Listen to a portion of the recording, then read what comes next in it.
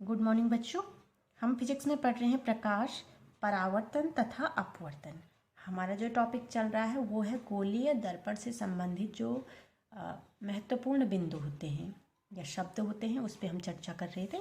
तो इसी में एक शब्द है मुख्य फोकस। मुख्य फोकस को बहुत यूज किया जाता है और हमें समझना है कि अवतल दर्पण में मुख्य फोकस कहाँ पे होता है और उत्तल दर्पण में कहाँ पे होता है। तो पहले हम अवतल दर्पण की बात करते हैं। देखिए, अवतल दर्पण में मुख्य फोकस को समझने के लिए हम क्या करते हैं कि मुख्य अक्ष आपको पता है, जो ध्रुव और वक्रता केंद्र से होकर जो रेखा जाती है उसे हम मुख्य अक्ष कहते हैं। तो मुख्य अक्ष के समांतर, समांतर का मतलब होता है कि मुख्य अक्ष के समान अंतर पे ऊपर या नीचे, मुख्य अक्ष के समांतर आपतित किरणें परावर्तन के पश्चात दर्पण के ध्रुव एवं वक्रता केंद्र के बीच में, दर्पण के ध्रुव और वक्रता केंद्र के बीच में, ये अवतल दर्पण की बात हम कर रहे हैं कि जो मुख्य अक्ष के समांतर आपतित किरण होती हैं, ये आपतित किरण है और ये परावर्तित हो रही हैं। तो आपतित किरण परावर्तन के बाद दर्पण के ध्रुव तथा वक्रता केंद्र के बीच में एक बिंदु पर मिलती हैं या प्रतिच्छेदित करती हैं। एक ही बिंदु पे मिलेंगी सारी रेखाएं अगर वो मुख्य अक्ष के समांतर हैं। तो जिस बिंदु पे वो मिलती हैं, इस बिंदु को अवतल दर्पण का मुख्य फोकस कहते हैं।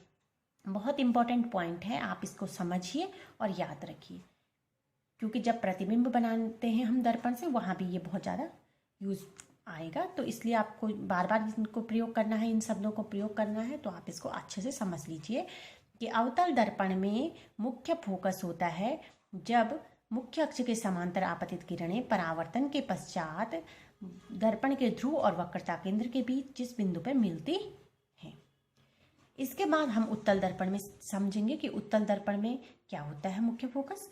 तो उत्तल दर्पण में मुख्य अक्ष के समांतर आपतित किरणें परावर्तन के पश्चात दर्पण के ध्रुव एवं वक्रता केंद्र के बीच एक बिंदु पर मिलती हुई प्रतीत होती हैं। क्योंकि देखिए, ये है उत्तल दर्पण, और उत्तल दर्पण में क्या होता है कि उत्तल दर्पण में जो भी हम आपतित किरणें होंगी वो परावर्तित होंगी, तो परावर्तन तो उनका यहाँ होगा। तो जो ध्रुव है और जो वक्रता केंद्र है उसके बीच में अगर किसी बिंदु पे ये मिलती हुई प्रतीत होती हैं, तो प्रतीत कैसे होंगी? ये देखिए, यहाँ से ये परावर्तित हो रही हैं, ये रेखा आई, ये यहाँ से परावर्तित हो गई, ये आई, ये यहाँ से परावर्तित हो गई, ये मुख्य अक्ष के सीधे हैं तो यहीं पे परावर्तित होगी। ये परावर्तन इस प्रकार से और इसका परावर्तन इस प्रकार से, तो ये परावर्तित हो रही हैं। अगर हम इन परावर्तित किरणों को पीछे की तरफ डैश डैश से बढ़ाएं तो ये सारी परावर्तित किरणें एक बिंदु पे मिलती हुई प्रतीत होती हैं। ऐसा लग रहा है कि ये इस बिंदु पर मिल रही हैं और इस बिंदु को उत्तल दर्पण का मुख्य फोकस कहते हैं। ये आपको समझना है, यानी कि अवतल दर्पण में मिलती हैं और उत्तल दर्पण में मिलती हुई प्रतीत होती हैं।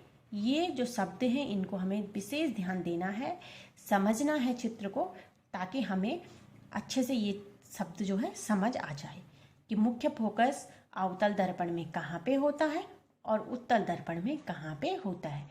तो उत्तल दर्पण में होता है कि मुख्य अक्ष के समांतर जो आपतित किरणें परावर्तन के पश्चात दर्पण के ध्रुव एवं वक्रता केंद्र के बीच एक बिंदु पर मिलती हुई प्रतीत होती हैं, इस बिंदु को उत्तल दर्पण का मुख्य फोकस कहते हैं।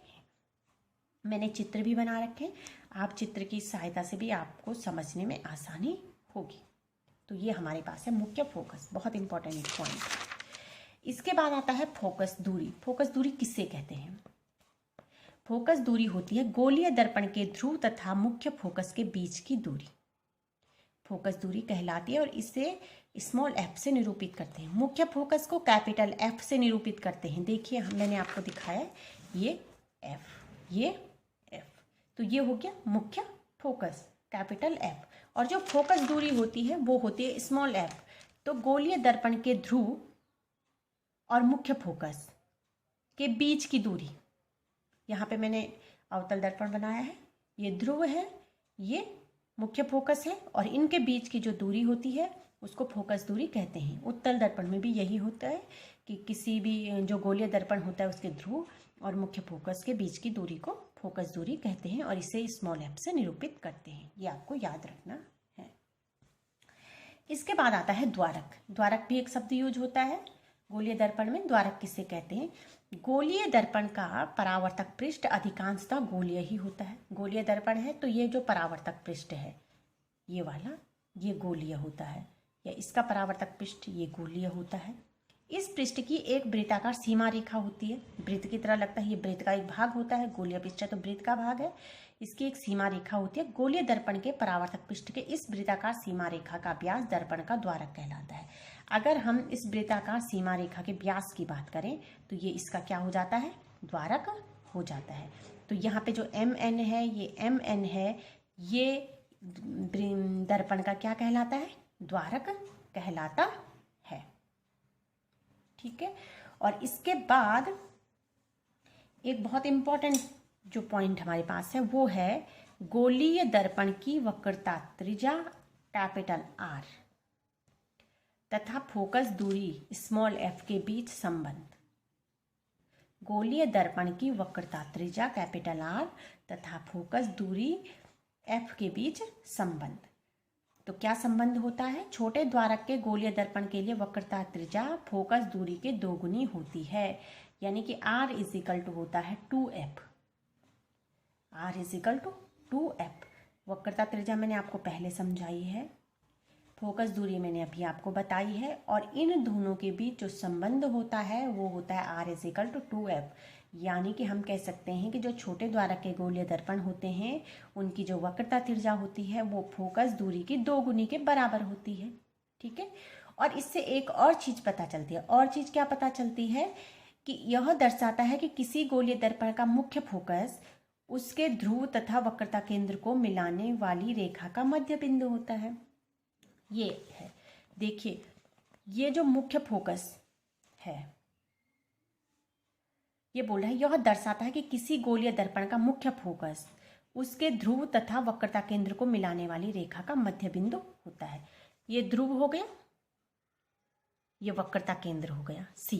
अब ये ध्रुव है, ये वक्रता केंद्र C है, और ये जो स्मॉल f है ये होता है मुख्य फोकस से और ध्रुव तक की दूरी। ये हमने पहले भी समझ रखी है कि ध्रुव और मुख्य फोकस के बीच की दूरी को कैपिटल F यानी कि फोकस दूरी बोलते हैं। जब ये F है और हमें बोल रखा है कि R is equal to 2f, तो इसका मतलब है कि जो गोलीय दर्पण का मुख्य फोकस है F, गोलीय दर्पण का मुख्य फोकस F है, उसके ध्रुव तथा वक्रता केंद्र, ध्रुव और वक्रता केंद्र को जो मिलाने वाली रेखा है उसका मध्य बिंदु है। क्योंकि हमने लिखा है R is equal to 2f, तो ये भी f होगा और ये भी f होगा, तो हो गया ना वो मध्य बिंदु। तो इस प्रकार से हम इसको समझेंगे R is equal to 2f को। तो आप इनको आराम से समझिए, और इसके बाद जो नेक्स्ट क्लास होगी उसमें हम इसके आगे देखते हैं, फिर इसके आगे किस प्रकार से हम प्रतिबिंब बनाते हैं। ओके।